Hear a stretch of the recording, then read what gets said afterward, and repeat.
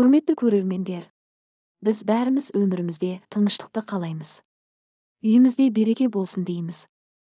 Жүрегіміз сабыр тапсын дейміз. Ал сол тыныштықтың ең үлкен кілті қайда деп ойлайсыздар?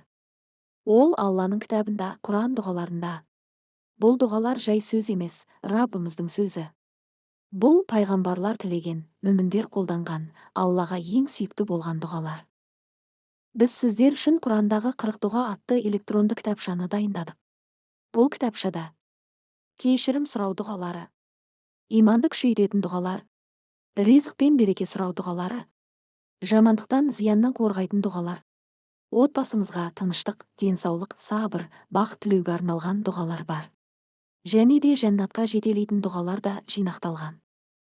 Бұл кітапша жай ғана мәтін емес. Ол сіздің күнделікті серігіңізге айналатын рухани қазына. Оны намаздан кейін де, басқа уақытта дұға жасағанда да қолдана аласыз. Ал енді ең қуаныштысы, бағасы 50% жеңілдікпен бар болғаны 1000 теңге.